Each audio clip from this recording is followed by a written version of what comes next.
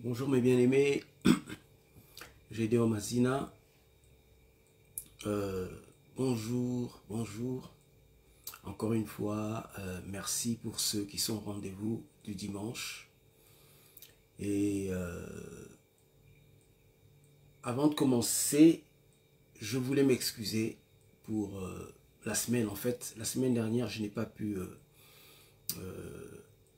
prêcher. Et puis, j'avais promis en fait de poster une vidéo dans la semaine, mais je n'avais pas pu. J'ai eu un peu une semaine assez troublante. Donc, vous m'excuserez mes bien-aimés. Alors, nous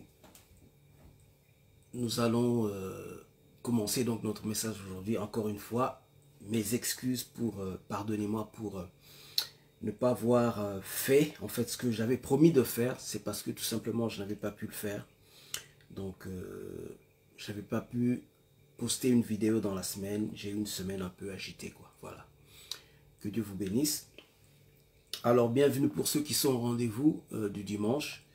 Nous allons avoir une parole aujourd'hui, encore une fois, que j'ai reçue par le Seigneur, par le Saint-Esprit. Alors, nous allons, comme je disais, pour le message sur les 4 sphères d'existence, je pense qu'il reste une partie. Et jusqu'ici, je n'ai pas... La partie est déjà là, c'est juste qu'il faut juste arranger et tout. Mais bon, je n'ai pas pu un peu travailler là-dessus. Alors, j'ai encore un message que le Seigneur m'a donné juste cet après-midi. Il y avait une partie que le Seigneur m'avait donnée dans la semaine. Et aujourd'hui, pendant que je lisais, juste quelques heures avant, je pense 2 heures avant, donc que je prêche et tout, le Saint-Esprit m'a poussé à parler de ce que je vais parler maintenant. Voilà. Alors, comme vous voyez bien, le titre c'est religion ou relation. Voilà.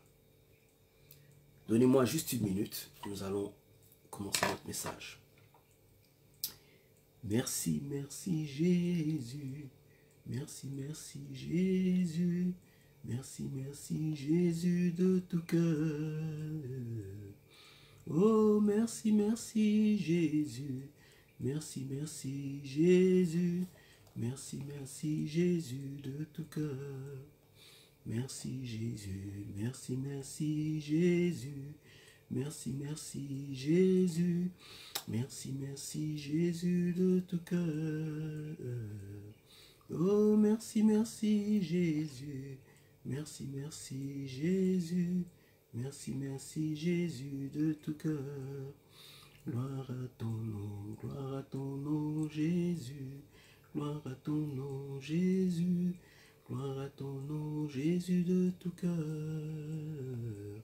Oui, gloire à ton nom Jésus. Gloire à ton nom Jésus. Gloire à ton nom Jésus de tout cœur. Nous t'élevons Jésus. Nous t'élevons Jésus. Nous t'élevons Jésus de tout cœur. Oui, nous t'élevons Jésus. Nous t'élevons Jésus. Nous t'élevons Jésus de tout cœur. Merci Jésus. Merci, merci Jésus. Merci, merci Jésus. Merci, merci Jésus de tout cœur. Merci, merci Jésus. Merci, merci Jésus. Merci, merci Jésus de tout cœur. Nous t'élevons Jésus. Nous t'élevons Jésus. Nous t'élevons Jésus de tout cœur. Oui, nous t'élevons Jésus. Nous t'élevons Jésus. Nous t'élevons Jésus de tout cœur. Ni Yesu, ni Yesu, ni Yesu. Ni Yesu, ni Yesu, ni Yesu wa uzima. Ni Yesu wa mapendo, ni Yesu. Ni Yesu, ni Yesu we, ni Yesu wa uzima. Ni Yesu we, ni Yesu, ni Yesu, ni Yesu, ni Yesu, ata milele, o ata milele, o ata milele, o ata milele, o ata milele, o ata milele. Yes, gloire à toi Jésus. Merci Seigneur pour ce moment. Merci Seigneur pour cette parole qui va être prêchée. Père, prends le contrôle de ma bouche. Prends le contrôle de tout ce que je vais dire, Seigneur. Que ton sang puisse nous couvrir ce moment et couvrir tous ceux qui vont écouter, Père. In the name of Jesus, I've prayed. Amen.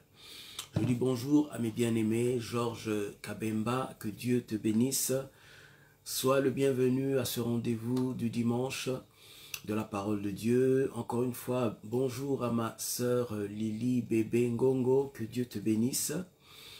Sois bienvenue au rendez-vous de la parole de Dieu de ce dimanche.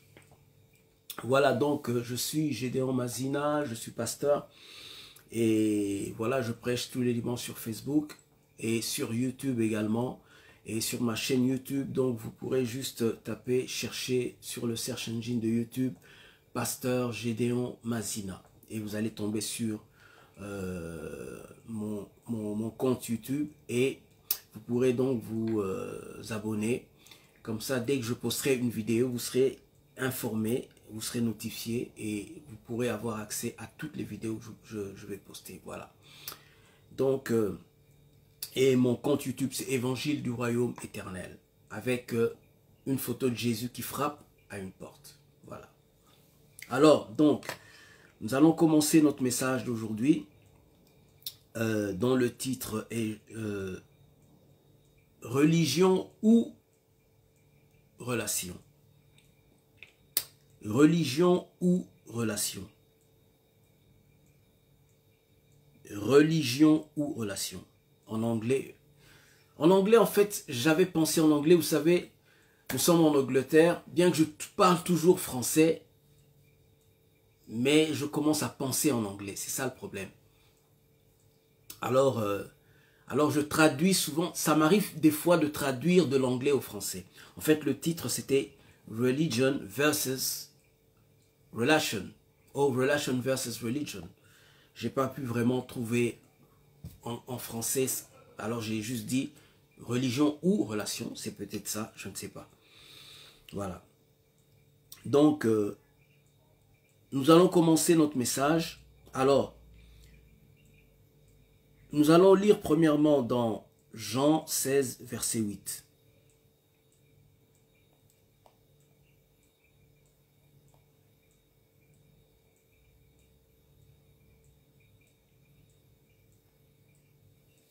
Voilà, Jean 16, verset 8.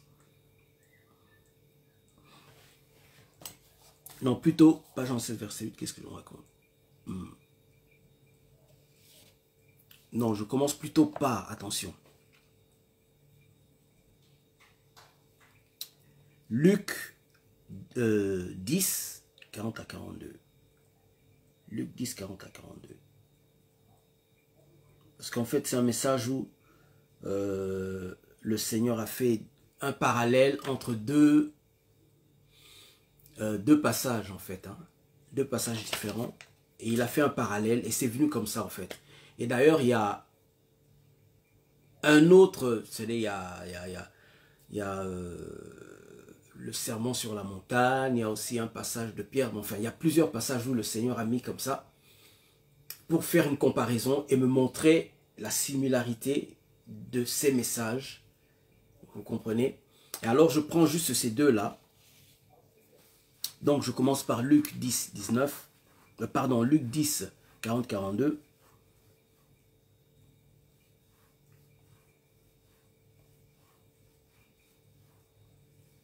Alors, je commence, je lis. Marthe, occupée à divers soins domestiques, survint et dit, « Seigneur, cela ne te fait-il rien que ma sœur me laisse seule pour servir?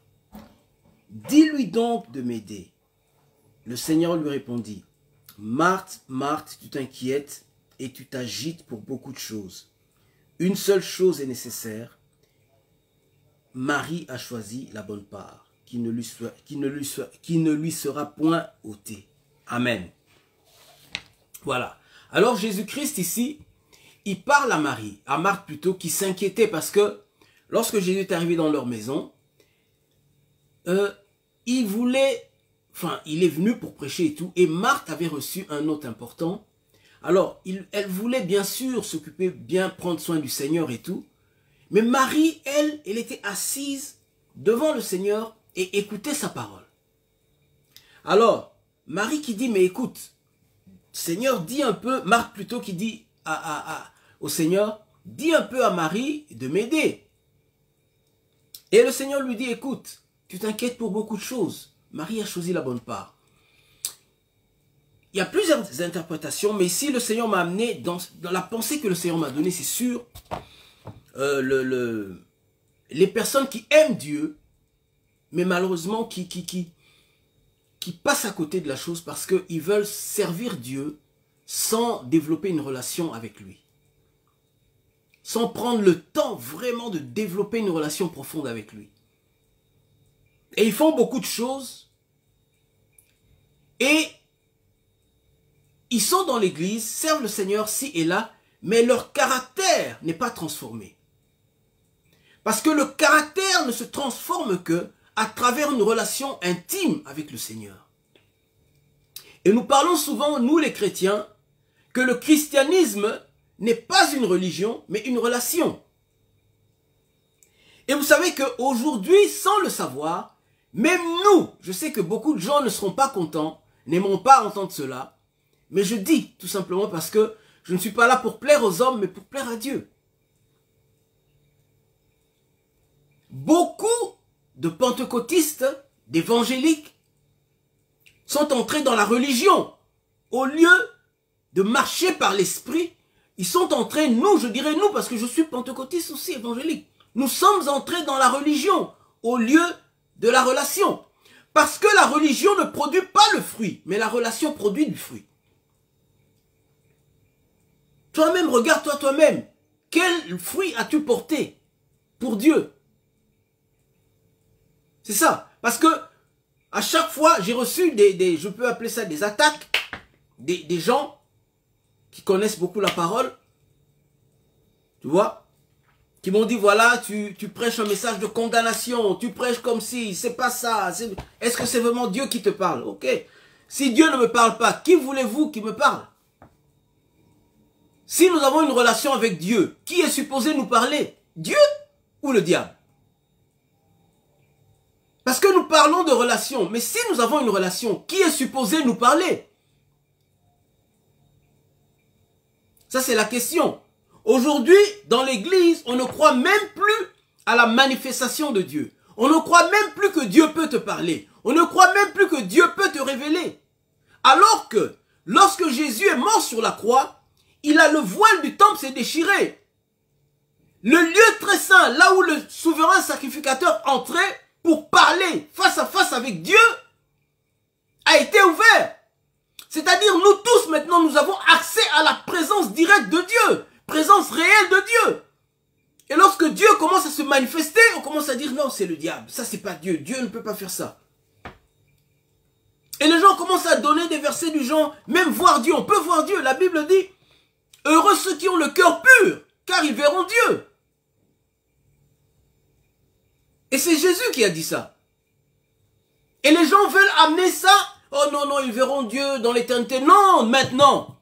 Si on ne peut pas voir Dieu maintenant, donc le sacrifice de Jésus, à quoi il a servi? Avant que Adam ne pêche, Adam voyait Dieu. Adam parlait avec Dieu. Il n'y avait pas de séparation entre Adam et Dieu. Et c'est ce que Jésus est venu ramener. La Bible dit que Jésus-Christ a ramené, réconcilié les choses qui sont dans le ciel et les choses qui sont sur la terre. Et c'est lui qui fait la médiation entre Dieu le Père et nous les hommes.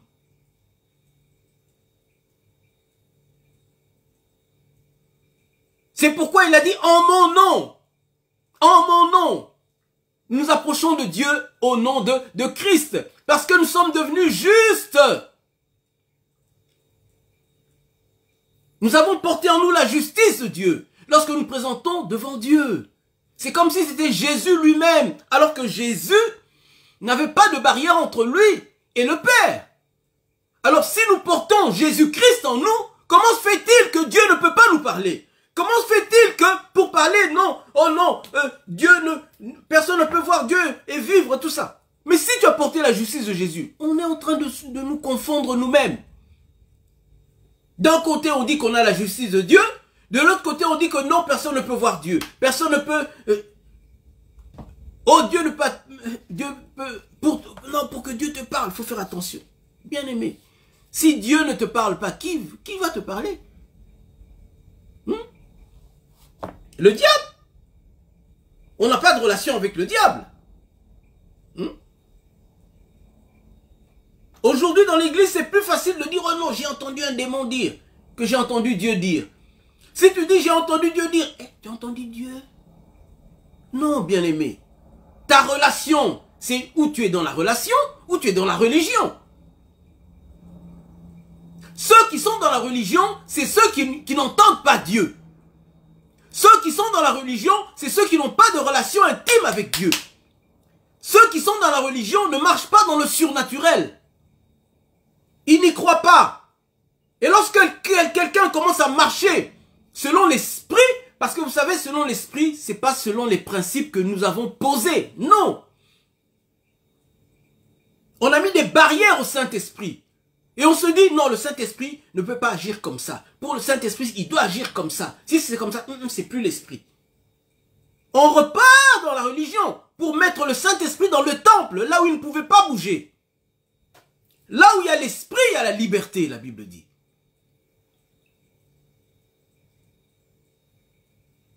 L'Esprit fait ce qu'il veut et il utilise les hommes comme il veut. Vous comprenez? Et si le Seigneur envoie ces messages, c'est parce que le Seigneur nous prépare à ce qui arrive. Le grand réveil qui arrive, le Seigneur ne va pas fonctionner comme toi tu le sais d'habitude. Alors prépare-toi parce que sinon, tu vas être comme les pharisiens, tu vas commencer à t'opposer et à dire que ça c'est pas Dieu, ça c'est le diable. Quand quelqu'un va venir avec un message qui va faire tomber ta manière de raisonner, ta manière de penser, parce qu'il y a beaucoup de choses qui vont tomber, croyez-moi, que nous avons l'habitude de faire. Beaucoup de choses qui vont tomber.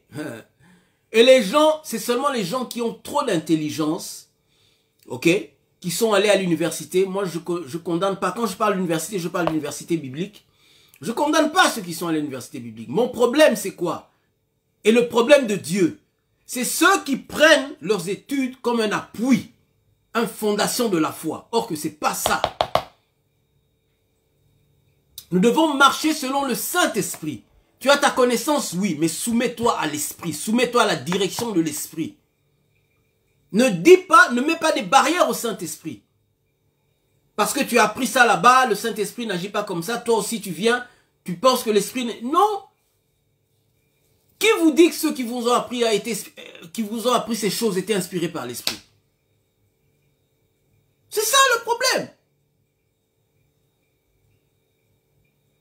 Il y a des gens qui sont là, ils enseignent selon leur intelligence dans les universités, mais ils ne vivent pas les choses de l'esprit. C'est pas leur vie. Ils enseignent seulement. Et il y a beaucoup de choses, des erreurs. Vous recevez ça et vous venez vous communiquer à l'église et l'église reçoit ces choses avec des erreurs. Maintenant, quand Dieu est en train de corriger, boum, les gens se lèvent. Mais est-ce que c'est d'aujourd'hui? Regardez bien, lisez l'histoire de l'église. Quand l'église des apôtres a commencé, après la mort de tous ces apôtres, qu'est-ce qui s'est passé? L'église a sombré dans les ténèbres. Ils avaient perdu quoi? Les manifestations de l'esprit. Ils avaient perdu beaucoup de choses. Et Dieu a commencé à restaurer petit à petit.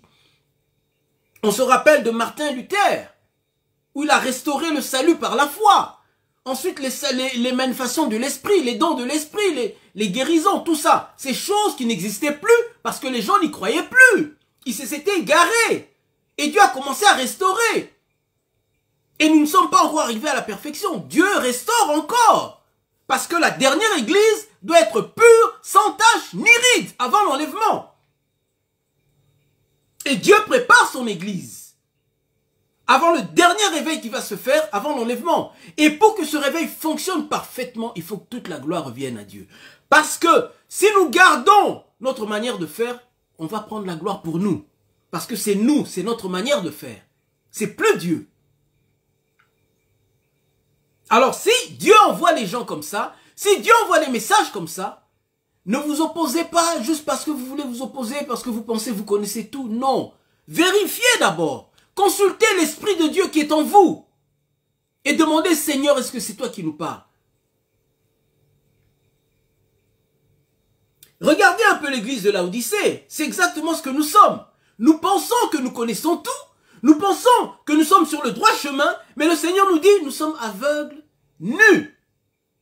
Misérables, pauvres et nus.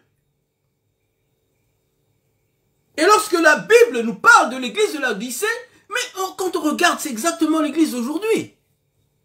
On est beaucoup plus attaché au matériel, attaché et à certaines pratiques. Aller à l'église tous les dimanches, on fait ceci. On fait des pratiques. On donne nos dîmes, on donne ceci. Et on pense qu'on est juste à cause de ça. Ça, c'est l'habit extérieur de la justice. Mais l'intérieur, c'est ce que Dieu regarde. Nos cœurs sont toujours remplis de jalousie envers nos prochains. De méchanceté, de haine, de non-pardon. This is the problem here. C'est là, le cœur. Et la relation, c'est ça qui change le cœur.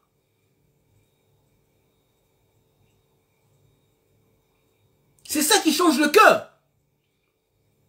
Et c'est pourquoi les gens du monde sont surpris, ou les gens qui sont encore jeunes spirituellement sont surpris, lorsqu'ils voient un pasteur pécher. Le problème, il avait porté juste l'habit de la justice. Le cœur n'était pas encore changé. Le cœur n'était pas encore transformé. Or, le cœur, c'est dans la relation. La transformation ne se fait pas en un jour. C'est un développement, un processus. On doit encore se rappeler des premiers principes du salut. Le salut commence par l'esprit. Et avec l'esprit, le changement se fait instantanément. Le jour où tu as dit oui au Seigneur. Et ensuite, il y a l'âme. C'est là le cœur. C'est ce que le Seigneur recherche. Le cœur, c'est l'âme. Qui doit être transformée de jour en jour par la parole de Dieu, par la vie de prière, par la vie de jeûne. De chercher la face de Dieu continuellement, développer cette relation. C'est là que l'âme va commencer à changer. C'est là que le Seigneur recherche. C'est ça, le centre. Et ensuite, il y a le corps qui sera changé le jour de la résurrection. En un instant. L'esprit et le corps, c'est deux choses qui seront changées en un instant. Mais l'âme, c'est durant ta vie, au jour le jour. C'est là le cœur. Mais quand on a cru en Jésus-Christ, on a commencé à prier au début, mais après, on est entré dans le service. Et on a oublié cette vie intime du Seigneur. On a oublié ça. Ce qui fait qu'on est tombé, on est retombé dans la religion sans le savoir. Et le Seigneur, je répète encore, hein, le Seigneur m'a montré la vision d'Ézéchiel, exactement. Où il y avait des morts, des milliers de morts. Je ne savais même pas qui étaient ces morts. Et j'ai vu un pasteur qui était en train d'arranger les morts. Et pendant qu'il les rangeait en ordre, c'est ça l'image. On veut arranger la vie des gens selon la religion, mais sans l'esprit. C'est pourquoi les gens viennent dans nos églises, ils ne sont pas transformés. Ils sont toujours païens à l'intérieur. Et on essaie de les changer. On met des principes des hommes, des principes humains. On prêche la parole, mais sans l'esprit. On prêche la parole, mais quand le Seigneur n'a pas parlé. Et on prêche des messages juste pour plaire au peuple. Parfois, on prêche des messages juste de bénédiction. Dieu vous bénit, Dieu ceci, la bénédiction. Est-ce que la bénédiction est mauvaise? Non. Le problème, c'est mettre les choses en ordre. Et nous ne sommes pas bénis, ça c'est une chose que Dieu va faire aussi tomber. Nous ne sommes pas bénis parce qu'on fait quelque chose. Nous sommes bénis parce que Jésus a fait quelque chose sur la croix. Et la Bible dit que nous serons bénis comme Abraham le croyant. Pas comme Abraham qui a fait. Non, Abraham a cru, c'est pourquoi il fut juste. Et à travers Abraham, nous bénéficions de la bénédiction d'Abraham à travers Jésus-Christ. Abraham le croyant, c'est par la foi. C'est pas parce qu'on fait quelque chose, que tu donnes ça, que tu donnes ça, que tu es béni. Nous sommes déjà bénis en Jésus-Christ. Ça, c'est l'une des choses que Dieu aussi veut faire tomber. Et on continue à prêcher la bénédiction, pensant que des gens doivent faire quelque chose. On est déjà bénis en Christ. Nous marchons dans la bénédiction. Pour que ça se manifeste, c'est la foi en ce que Jésus-Christ a fait. Sinon, la gloire, c'est toi qui vas la recevoir. Parce que sinon, tu vas commencer à prier, Seigneur, mais moi, j'ai fait ça, j'ai fait ça, j'ai fait ça, pourquoi je ne suis pas béni? Oui, Dieu te regarde, bien parce que tu as fait. Au lieu de te baser sur ce que Jésus-Christ a fait. C'est par la grâce, par le sacrifice de Jésus-Christ. C'est pas par un mérite. Je ne dis pas qu'on ne doit pas faire des œuvres de justice, non. Mais ça doit commencer par l'intérieur vers l'extérieur. Ce n'est plus une loi, ce n'est plus on n'impose plus, mais c'est par amour. C'est la loi de l'esprit qui est une loi d'amour. On fonctionne par amour. Ce n'est plus une loi où on dit tu dois faire ça, si tu ne fais pas, tu es maudit. C'est par amour. Et on fonctionne par l'esprit. L'esprit nous anime, nous pousse à faire ça, nous pousse à faire ceci. C'est par l'esprit. Et pour être poussé par l'esprit, animé par l'esprit, méditation de la parole, chercher la face de Dieu, jeûner, mais ça doit être régulier. Et le changement s'opère jusqu'à ce que la nature de Christ commence à grandir en toi et s'enraciner en toi et se manifester à l'extérieur. Ta justice qui vient de l'intérieur vers l'extérieur, non de l'extérieur vers l'intérieur. Et aujourd'hui, on va dans les églises et que lorsqu'on nous regarde, les gens pensent qu'on est juste. Mais dans nos maisons, on bat nos femmes, on bat nos enfants, on insulte nos maris, on fait tout ça, mais on est juste. Dimanche, on va à l'église. Et tout ça, comme disent les Anglais, c'est behind closed doors. Les gens ne savent pas. Et c'est pourquoi il y a des scandales partout, tout ça. Oh, mais tel pasteur, on ne comprend pas. Mais le problème, c'est qu'il n'est pas dans la relation et dans la religion. On parle de la relation, mais on ne vit pas la relation. Et lorsque quelqu'un commence à vivre la relation, on le pointe du doigt, on dit qu'il a touché les fétiches, ou bien il est dans je ne sais quoi, ou c'est pas... Comment un chrétien ne croit même pas que Dieu peut te parler? Franchement, c'est quel genre de relation ça?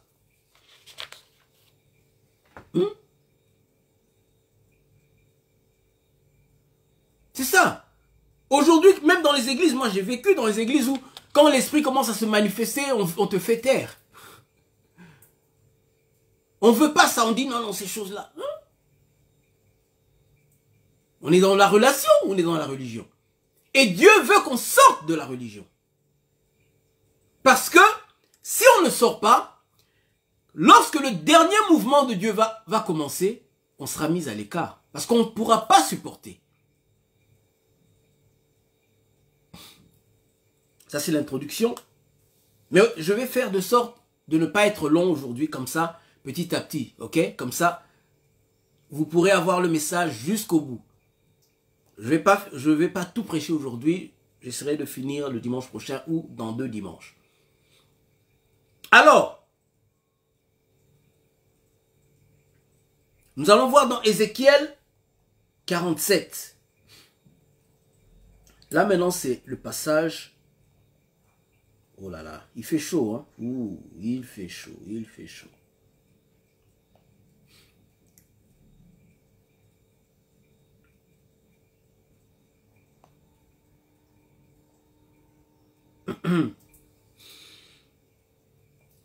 Alors, Ézéchiel 47. Nous connaissons l'histoire où il y a l'eau qui sortait du temple, qui symbolise le Saint-Esprit. Et Jésus a dit, nous qui sommes le temple, des sources d'eau vive couleront de votre sein. Hein? Et puis il a dit aussi, des fleuves d'eau vive couleront de votre sein. Source d'eau vive, c'est lorsque tu reçois Christ.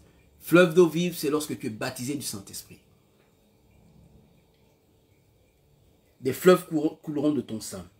Voilà. Alors, ici, on parle de ce temple dans l'Ancien Testament. Ok? Dans l'Ancien Testament, il montrait déjà l'image du Nouveau Testament. Du temple, parce que dans l'Ancien Testament, c'était un temple. Mais on sait très bien qu'il n'y a jamais eu de fleuve qui est coulé, qui est sorti du temple. Donc, il parlait d'un autre temple, un temple spirituel. Et c'est nous, ce temple. Et ce temple, le fleuve, des fleuves d'eau vive devaient couler. Et c'est lorsqu'on est baptisé de l'Esprit. Maintenant, qu'est-ce qu'il dit?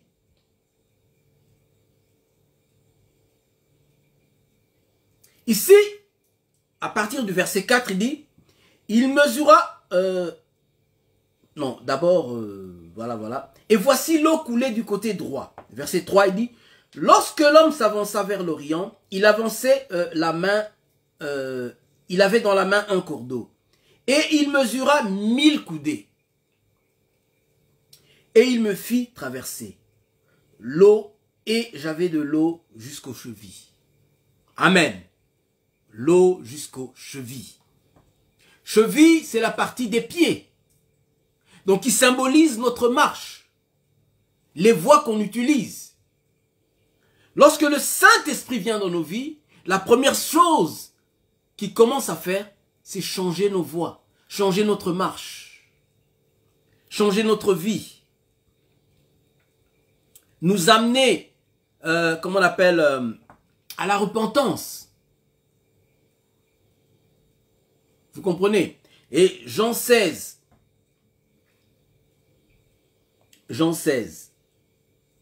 verset 8, qui nous dit,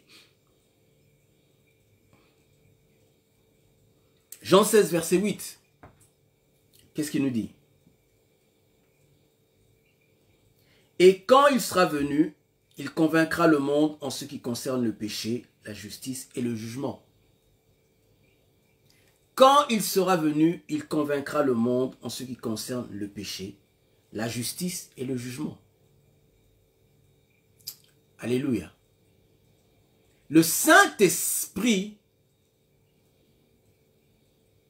convaincra, c'est lui qui convainc. C'est lui qui convainc du péché, qui te montre si tu es toujours sur la bonne voie ou pas. C'est lui qui te montre si tu es toujours dans la voie de la justice ou pas. C'est lui qui te juge. C'est le Saint-Esprit. Et souvent, nous regardons aux hommes pour nous juger. À moins que la parole qui vient de l'Esprit. Le Saint-Esprit est là.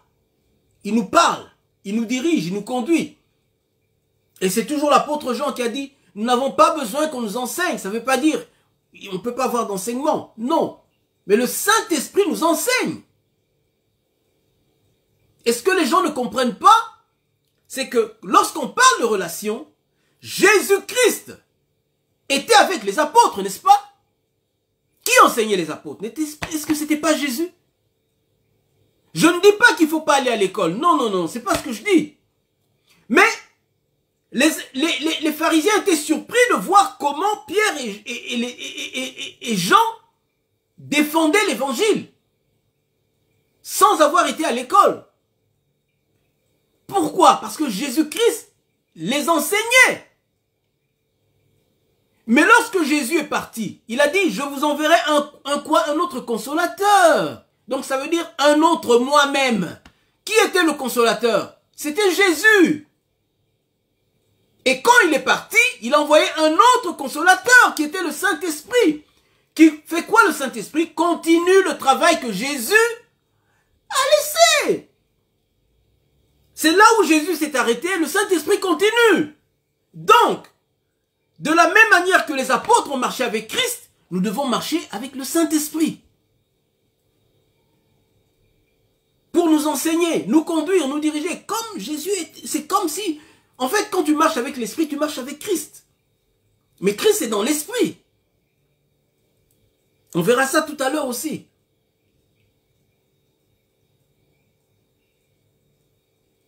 Alors, il nous amène à la repentance.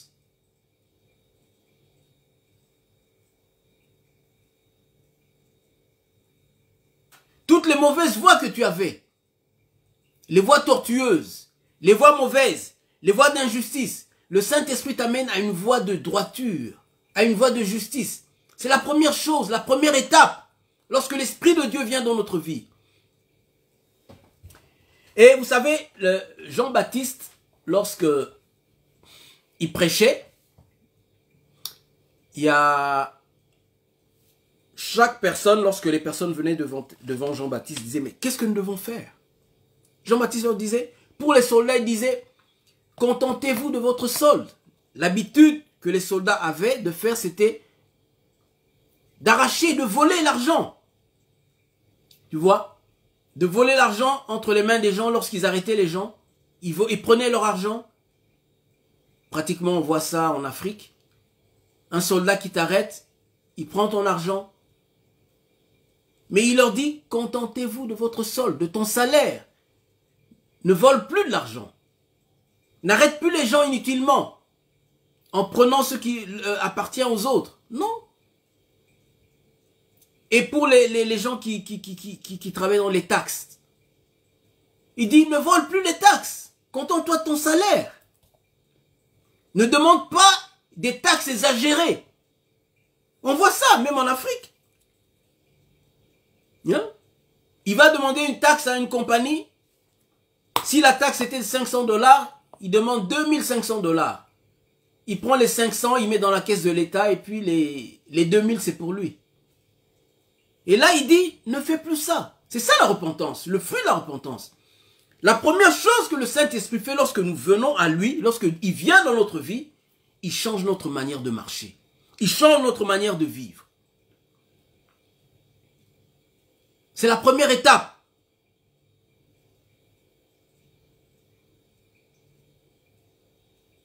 Et la deuxième étape, nous avons l'étape des genoux, où l'eau arrive jusqu'aux genoux. La troisième étape, l'eau arrive jusqu'à la taille.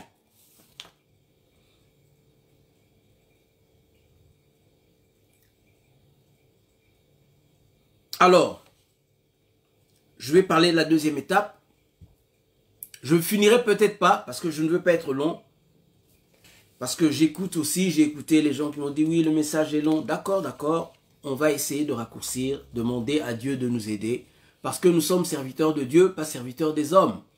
Vous comprenez, lorsque je prêche, c'est l'Esprit qui parle. Et je ne peux pas dire à l'Esprit de se taire.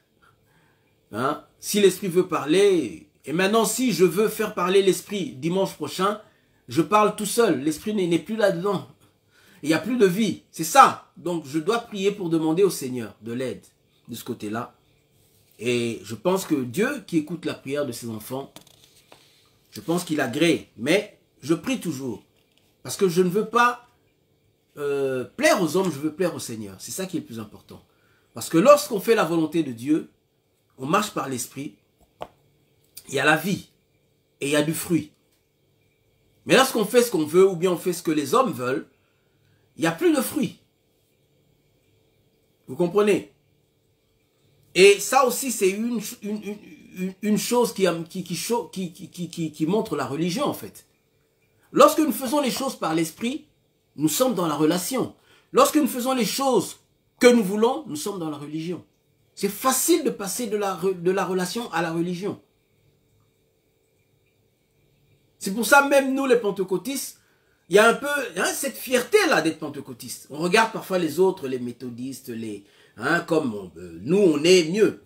Je vous dis. Mais nous aussi, on est entré dans la religion, dans beaucoup de choses. Et c'est pourquoi, lorsqu'on entre dans nos églises, aujourd'hui, il n'y a pas la vie, il y a la mort. Je ne dis pas que c'est tout le monde, que l'église du Christ dans le monde entier, non. Mais il y a une bonne partie. Je sais que le Seigneur a toujours un reste dans chaque génération. Mais dans notre génération, il y a une bonne partie où il y a des morts. Et Dieu m'a montré cette vision d'Ézéchiel. C'était des morts. Et le Seigneur m'a dit, de la même manière, il a dit, tous ces morts, ce sont tous les enfants d'Israël. Et moi, il m'a dit, tous ces morts que tu vois, ce sont toutes les églises à travers l'Angleterre. Les gens s'opposent, disent que j'ai pas vu, c'est pas Dieu qui m'a parlé. Il n'y a pas de problème. Le problème, c'est le futur, n'est-ce pas? Quand la gloire de Dieu va se manifester, on va vous voir où vous allez être. De quel camp vous serez. Parce que ce qui va se passer, quand l'esprit va se manifester, les religieux vont s'opposer. Ils vont s'opposer, ils vont dire c'est le diable. Exactement comme les pharisiens ont fait. Et Dieu ne veut pas que cela t'arrive. Parce que c'est pas bon, c'est dangereux. Les religieux vont s'opposer. Farouchement. Surtout ceux qui ont beaucoup de connaissances de la parole. Ils vont s'opposer. Pourquoi? Parce qu'ils ont voulu bloquer l'esprit et canaliser l'esprit. Alors que l'esprit, c'est Dieu, il fait ce qu'il veut. La Bible dit, l'esprit qui est en nous, c'est le Seigneur, l'esprit. C'est le Seigneur. C'est lui qui dirige, c'est pas toi, c'est pas moi. Alors, nous avons les genoux. Nous repartons dans Ézéchiel.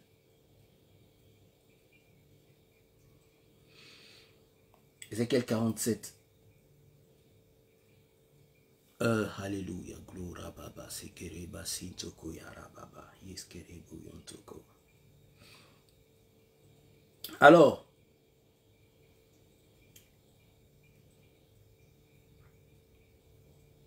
le verset 4 toujours. J'avais lu le verset 3, maintenant c'est le verset 4. Il dit, il mesura encore 1000 coudées et me fit traverser l'eau, et j'avais de l'eau jusqu'aux genoux. La deuxième étape, c'est les genoux. Les genoux qui symbolent le développement d'une relation intime avec Dieu à travers la prière.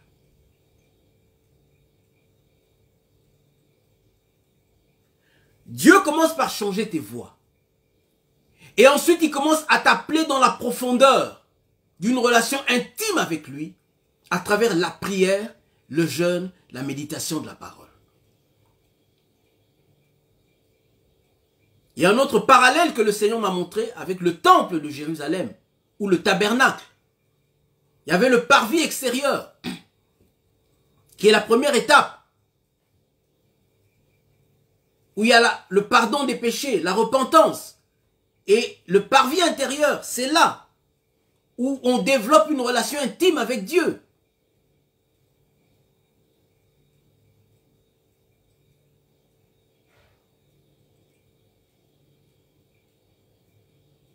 C'est là où on développe notre relation et c'est dans ce parvis-là qu'il y a comment on appelle, qu'il y a les pains de proposition qui est symbole de la parole de Dieu.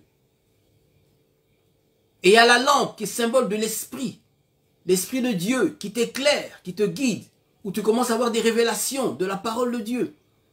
Où l'Esprit Saint te pousse dans une vie intime avec le Seigneur, dans la prière et le jeûne.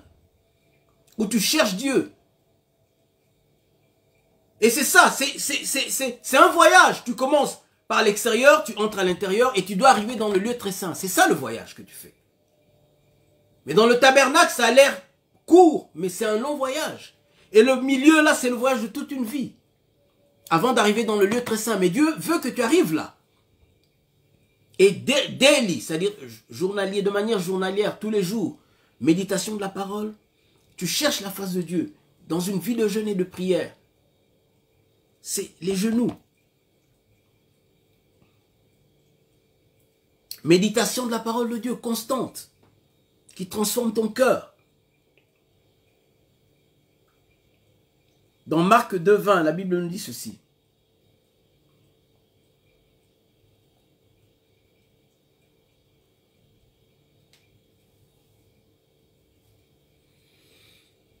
Marc 2,20.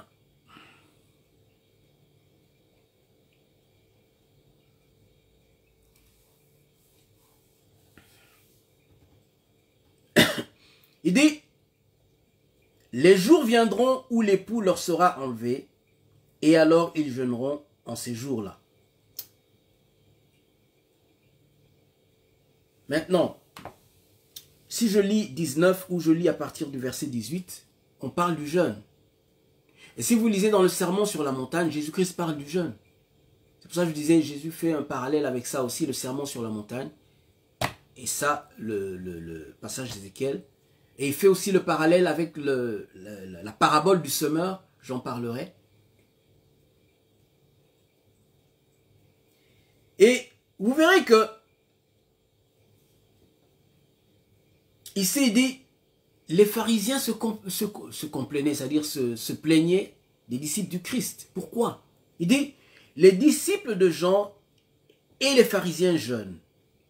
Il vint dire à Jésus, pourquoi les disciples de Jean et ceux des pharisiens jeûnent-ils, tandis que tes disciples ne jeûnent point? Jésus leur dit, les amis de l'époux peuvent-ils jeûner pendant que l'époux est avec eux?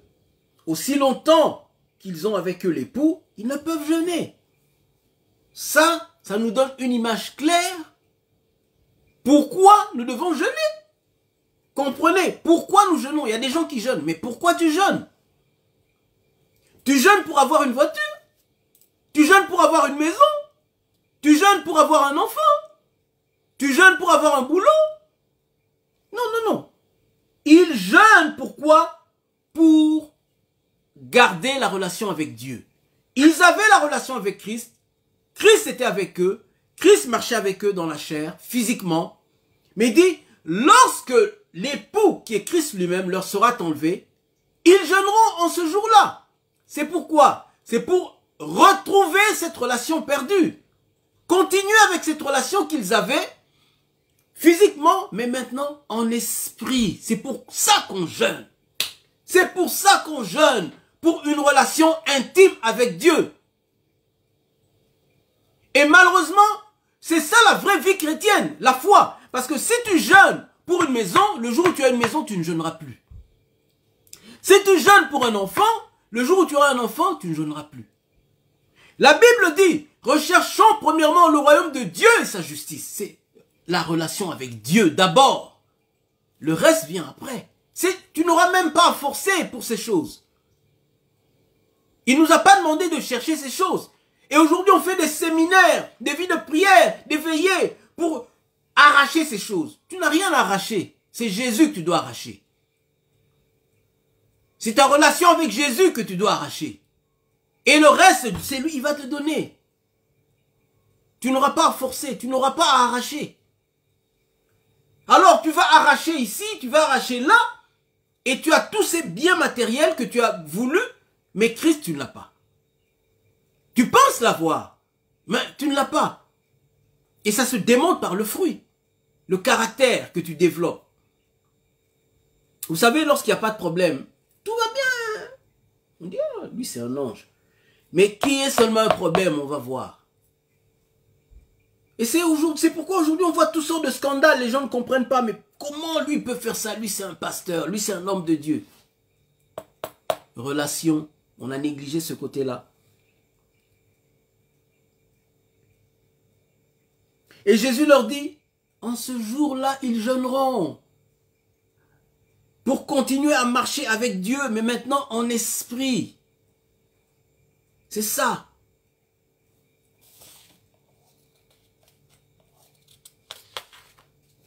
Et c'est seulement comme ça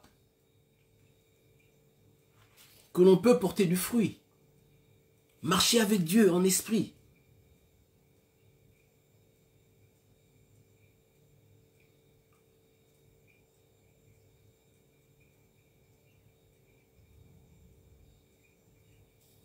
Alors, je vais m'arrêter là aujourd'hui.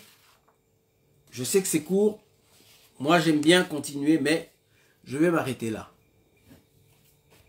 Comme ça, dimanche prochain, on va continuer avec le reste. Et le reste, donc, c'est la taille et puis un torrent que nous pouvons traverser. Donc, aujourd'hui, on a parlé des chevilles, on a parlé du niveau des genoux. Après, on va parler du niveau de la taille et puis du torrent qu'on ne pouvait traverser. Ensuite, Donc de l'autre côté, on verra pourquoi, donc comment on peut porter du fruit. Et la vie chrétienne qui est une vie intérieure, qui est très importante, pas extérieure. J'avais parlé de ça tout à l'heure. Et donc voilà. Donc la religion, c'est ça. Déjà, la religion, c'est une vie extérieure. La relation, c'est une vie intérieure. Amen.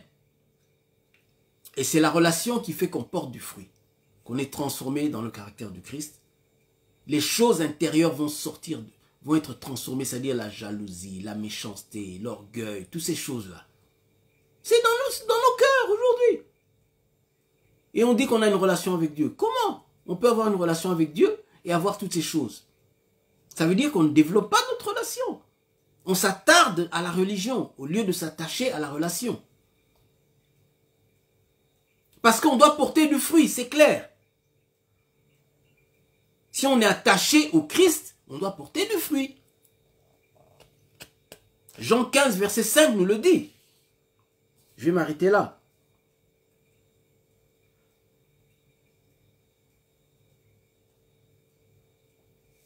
Il dit, je suis le cep, vous êtes les sarments. Le cep, c'est-à-dire c'est l'arbre, le tronc. Les sarments, ce sont les branches. Il dit, celui qui demeure en moi et en qui je demeure porte beaucoup de fruits. Car sans moi, vous ne pouvez rien faire. Et lorsqu'il disait, demeure en moi, en qui je demeure, si vous voyez plus loin, il parle, celui qui demeure dans ma parole et en qui sa parole demeure. Donc on revient à la méditation de la parole, constamment. Et avec un esprit de prière. Parce que si on ne le fait pas avec un esprit de prière, ça va rester dans l'intellect, ça ne va pas aller dans le cœur. Et si ça reste là, on aura beaucoup de versets. On sera un très bon prédicateur, mais on n'aura pas le caractère de Christ. Ça veut dire on ne va pas porter de fruits. Et le problème avec ça, c'est que les personnes à qui on va prêcher vont nous ressembler, nous.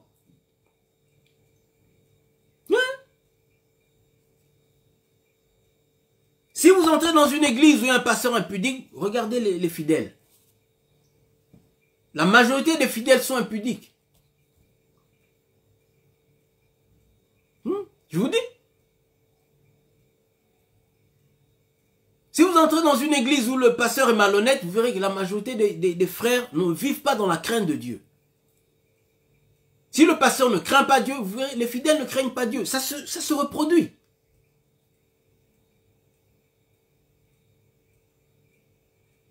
Et c'est pourquoi aujourd'hui on entre dans des églises, on se demande, est-ce qu'on a l'impression d'être des extraterrestres? Parce que on ne pense pas pareil. On ne pense pas pareil. Je ne dis pas que je suis parfait, mais je marche selon l'esprit. Je suis l'esprit. Donc l'esprit transforme ma vie. C'est un truc de tous les jours. Je ne suis pas encore arrivé à Christ. L'apôtre Paul a dit, je cours pour atteindre le but. Le but, c'est qui? C'est Christ. C'est quoi le but? Qu'on arrive à la stature parfaite de Christ. Qu'on soit exactement comme Jésus. Dans notre caractère, dans notre comportement, dans notre manière d'aimer, dans notre manière de parler, dans notre douceur. Qu'on soit comme lui. C'est ça le but qu'on est en train de poursuivre tous les jours. Mais nous, on a un autre but. On suit autre chose. On suit l'argent. Alors que Jésus ne nous a pas dit de suivre l'argent. Il a dit qu'il va nous donner l'argent. Il ne nous a pas dit de suivre. Il va nous donner la prospérité. Et d'ailleurs, on est déjà béni à cause de la foi en Christ. Ce qu'il a fait sur la croix. Nous sommes déjà bénis. On n'a pas besoin de suivre ça. C'est Christ qu'on doit suivre. La bénédiction nous suivra. Recherchons premièrement le royaume de Dieu et sa justice. Sa justice, c'est-à-dire on doit porter du fruit. C'est ça. La justice de Dieu, c'est pas seulement dans l'extérieur, que les gens nous voient aller à l'église, porter de beaux habits, de beaux costumes, de belles robes, prier bien le dimanche, mais quand on rentre dans la maison, on se conduit comme le diable. On insulte nos maris, on insulte nos femmes, on bat nos enfants. Ça ne veut pas dire qu'on ne peut pas corriger, mais on maltraite nos enfants, on maltraite nos maris, on maltraite nos femmes. Mais à l'église, on est des saints.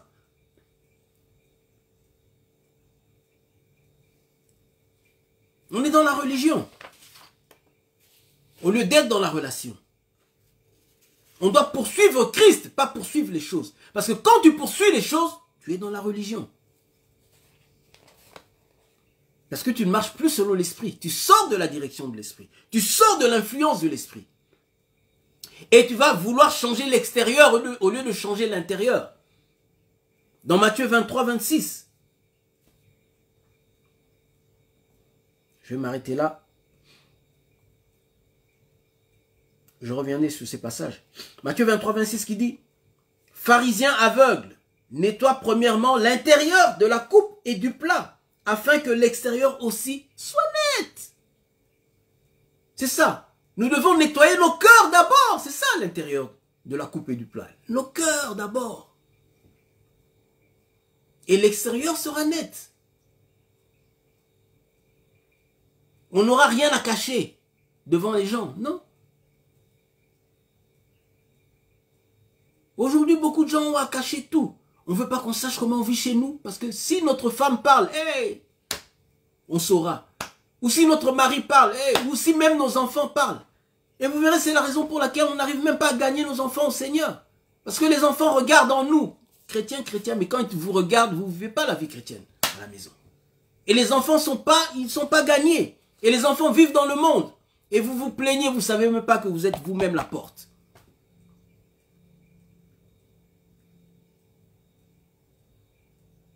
Repentons-nous, revenons au Seigneur. Revenons au Seigneur, revenons au pied du Seigneur. Et le Seigneur nous élèvera. Amen. Merci Seigneur pour cette parole. Que cette parole porte du fruit dans nos cœurs. Que cela nous fasse du bien, nous élève et nous prépare à ta seconde venue. Nous prépare Seigneur à ce réveil du temps de la fin. Afin qu'on soit partie prenante de ce réveil. Qu'on soit des acteurs dans ce réveil. Non des gens qui vont regarder seulement de loin. Mais des gens qui seront partie prenante, des acteurs actifs dans ce réveil, qui seront conduits par ton esprit. Merci beaucoup. Aide-nous, Seigneur, à comprendre ce qui vient d'être dit, Seigneur, selon l'esprit, pas selon l'intelligence. Afin que Saint-Esprit, toi-même, tu puisses entrer dans nos cœurs, pénétrer et nous transformer, nous changer à l'image de Jésus-Christ. Merci beaucoup, Père éternel. Au nom de Jésus, nous avons ainsi prié. Amen. Amen. Voilà. Je m'arrête là. L'autre partie, ça sera dimanche prochain pour éviter d'être long, ok? Voilà. Que Dieu vous bénisse. À la semaine prochaine. Que la grâce de Dieu soit avec vous. Bye bye.